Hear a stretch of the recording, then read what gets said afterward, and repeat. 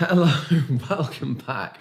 And I thought I would do a run through of my camera gear in 2020. It's been a long time since I've done one of these updates. I think the last one was 2018. My gear has changed. I'm constantly trying to evolve it, downscale it, make it lighter. So there's a few changes on that front. And just some of the stuff I use has changed. So let's do a little run through of what's in my camera bag most of the time. The bag. Oh, heavy. I'm still using this Douchebags Hugger. It's not the bag I carry around day to day, like literally on my back. But if I'm going to a shoot, it fits a lot of gear, and this is still what I use. I'll admit, I think I'm going to change this in the not too distant future because of this one reason, and it's starting to get to me. This bag's good. It doesn't look like a camera bag, but it doesn't have like a chest strap or anything like that. And I genuinely use this bag when I've got a lot of gear, and carrying it for a day or something just gets your neck and all of those sorts of things. So it's not perfect for carrying stuff for a long time. It's not bad, but I've used it for like 3 years already, but I think I'm going to change it. So the reason is you unzip it, and then I've got a camera cube, which I've used in all sorts of forms for a long time inside. So you unzip that one, and then you've got to unzip this one. Now, what do we have in here? Let's have a little look, see how this has changed. I think what I'm going to do with bags is I'm going to get a bag for bigger journeys and bigger trips and stuff that has built-in dividers of some sort. Not sure which one, but I want something that doesn't look like a camera bag, but you can fit more gear in, because with these having a cube, you lose a little bit on the top and the bottom and the ends just by having all of this stuff and the access and all of those things. Anyway, what do I use? Well, camera. I'm still shooting with the Sony A9. I think I just got it when I last did one of these. I still love it. It's great. It's just really, really good. It's silent, it's super fast, shoots cars. It's perfect for shooting cars and people as well. I have these little pig designed straps on here. They're sort of like the clips attachment points for their own straps. So I don't use the peak design strap, but let's see if I can get mine. In here somewhere is the strap I use. This is like a nice, feels nice. This is a Camin strap, but I've attached the Peak Design little end bits on it. And that means on both my cameras, all my cameras have these little clippy things on. So you just clip it like that, and then you are ready to go. And then you can unclip and then put it on a tripod, or if you just want to freestyle it, don't use the straps. Quite often from shooting from a car or whatever, I won't have the strap on, or I might put a little hand strap on or something. All of these things you can do with these little clips. It just means I can carry one strap or whatever, and most of the time, if I'm shooting at a motorsports event, I'll use a double harness, a Black Rapid double harness, and I'll have both cars hanging from underneath. I think this is what my situation was before. At the moment, I have these little Manfrotto plates that go on both my tripods. Works well. They're a bit big. But then I've also put in an R-strap little clip under here. Just about see that. And using a little bit of blue tack, I keep the bit of it quite secure. A bit too secure. There we go. I don't know whether you can see. And with that, you can attach and detach. You don't have to use any sort of device. And then these ones don't use the normal little Manfrotto things. They look exactly like this, but they're not strong. The bolts don't go all the way through. These are built for carrying cameras. So I can then hang on my straps. I've got two, each camera like that. And then with the blue tack, just pushes down, doesn't flap about. Works quite well. Sony A9, brilliant. My other camera is an A7R II, which I don't shoot with very much anymore. I don't shoot with two cameras that much. I found shooting at events and motorsporty type stuff with the A7R II. The files are so big. I'm shooting a lot of pictures and stuff like that, and just shooting that many megapixels, it's quite a slow camera. It's not great. But shooting static shots, lit, it's perfect. The files from that are so much better, or they're better and bigger than the A9. So I don't know what I would do in that front. I think I'll look at that in the future. At the moment, it still works. I would probably rather have a second camera that was a bit quicker for events and things like that. But at the moment, this is what I use. It's fine. What else? Lenses. Start with the big ones, or bigger-ish ones. 70-200 f2.8. It is an amazing lens. I've removed the little tripod bit. It just clips on and clips off. That just goes in my bag. I think it just does everything. It's just really good for shooting cars. I also have the 1.4 extender on this. I have used to rent like a 300 or 400 at some events. A bit expensive to do, but I don't use it that much, and I generally shoot shots of cars in their environment, so I don't need to be super nailed in. It's nice to have that option, but I find most of the time, most of the tracks I've been to, I can get away with a 70 to 200 with a 1.4. I've tried the 2.0 converter and I don't like it. It doesn't focus as well. The pictures aren't as sharp. It's just not quite great. I'm not comfortable using the 2, but the 1.4 on that, fine. Maybe down the line, I looked at possibly getting the 100 to 400. I think it's like an F4 or something, F5, 6. That I think would be quite a good addition. Maybe I would not use the 70 to 200. I would just take the 100 to 400 and then a 24 to 70 or something. 2 lenses, done. In my bag, 24 to 70. When I'm shooting, when I'm on the road, on a road trip or an event, or just not really sure what I'm going to shoot, the 24 to 70 covers a lot of bases. For car stuff, 24 is about as wide as you want to go. You could go a little bit wider. If you're going to do an interior, you definitely possibly want to go wider than that. But I would say above 20 millimeters, cars start to look pretty distorted. So 24 out the window of a car looks pretty good. 70, sort of more of a portrait style thing. It does a lot. It does a lot really well. The problem I found at the moment is I'm carrying around 24 to 70. I'm carrying around a whole ton of lenses, and I'd rather carry less because I'm always doing a little bit of filming, even if I'm just taking photos, whether it's recording something or whatever. So 24 to 70 if I'm at an event, 24 to 70, 70 to 200, those are my 2 if I'm just running around and about. Occasionally I'll take a little prime, maybe a 35 1.4, and go and do a little run around of the pits and just have a small lens on the camera. I quite like that. I would quite like to shoot primes all the time, but just because they're light and you get that super shallow depth of field, generally most of the time, 24 to 70, 70 to 200, getting motion blur, all those sorts of things. 16 to 35 f4. This I've filmed any video I've shot in the last year, 2 years has been on this lens. It's been perfect for that. It's sort of small, it's not too big, you can mount it and it's not too heavy, but I don't really like taking pictures with it. F4, it's not, you don't get that crispy shallow depth of field that you get at sort of 2.8, and I don't really use this for photos. So what I found is I've been carrying the 24 to 70 and a 1635 f4 around most of the time, which is a bit overkill when you're trying to really pare it down. So literally last week I bought a new lens.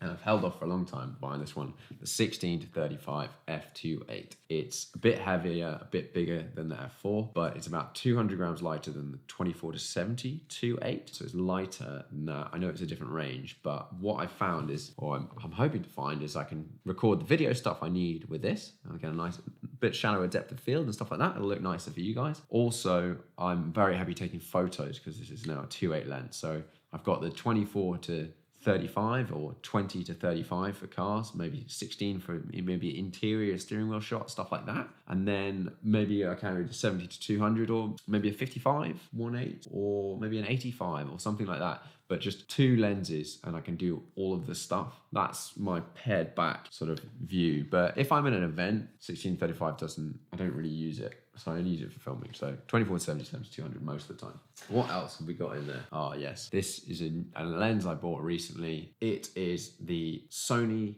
35mm f1.8. Now, I've had the Sigma f1.4. I had the Canon version with an adapter. I think that was in my last video. I now have the Sony version of that, the Sigma f1.4. Amazing lens, but in comparison to this lens, it is like this size, this fat, weighs a ton. Whereas this came out this year, last year now. And I thought I love shooting 35mm. I quite often like just having a camera. My everyday camera at the moment is a Fuji X-E3 with it's the equivalent of a 35 1.4 on it. But since this lens has come out, the A9 with this on it is not a ton heavier than that camera, and the A9 is amazing at shooting photos. So, and this is super sharp at 1.8. 1.8, it's not quite 1.4, but you get that really shallow depth of field. It's nice. I really love this lens. Totally don't need it necessarily, but I do like shooting 35mm, and a 35mm prime. It's quite a good thing to have in your bag occasionally. I've just got too much stuff in this bag, basically. I love that lens. The other one, 55 1.8. I also have the 85 1.8. The 1.8s, they're not as expensive as the 1.4s. They're super sharp at 1.8. They're way lighter. So if you're just carrying a small lens around, I actually would recommend the 55, brilliant. 35 is also brilliant. And that's nearly there. We're nearly there. What else have we got here? This is a sort of filming element. Let's get to that one in a minute.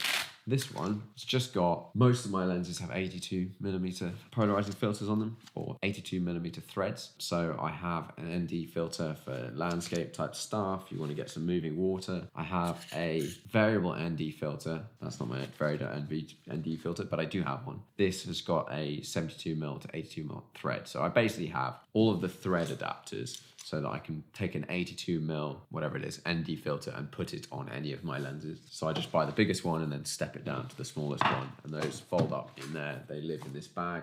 I don't carry them around that much, but they live in there. This little guy is not photography related, or it sort of is a little bit, but not really. This is for filming, and it's my Insta360 cam. So it's a 360 camera. It's really small. It shoots like 5K all around. So you can pull a 1080 frame out, and coupled with this, a little suction mount, this has removed the need for me to carry multiple GoPros. I do, if I'm shooting a car or something, if I'm filming it, I will take my GoPros as well. But what you do, you just spin this guy on here, and then you literally just whack it on the windscreen, like wherever you like.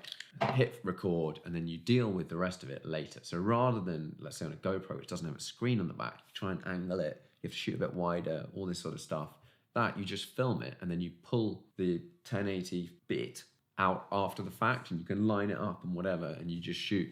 You can then pull out, let's say, 4 angles and then use them in your video, and they're all looking exactly the direction you want. They're all perfectly in sync. The audio's in sync, all of the stuff, and it's tiny. Battery lasts about an hour. You carry a little spare battery. Honestly, this is amazing. It's a lot more effort in post-production, but it's also slightly saves you in post-production as well. And video files, you only have 1 video file rather than 4 GoPro files. It's really good, that. Whilst we're digging through, what else have we got in here? At the moment, I'm testing out some stuff for Acer. They've lent me one of their Concept 7Ds. It's an absolute beast of a laptop. It's way faster than my current laptop. It's brilliant for editing. But one of the problems is it's slightly wider this way than my current laptop, and because of that, most of my bags, it doesn't fit in. It fits in this one fine, but some of the other ones, it's just a little bit too wide to slot in the backpack. So, but other than that, whatever, it's good. That's pretty much it. I have a couple of other lenses around, the 85 1.8, which I talked about earlier. If I was to pair this back to what I carry, let's just go and get my little daily backpack. This is my daily backpack, and in there I have a little camera cube.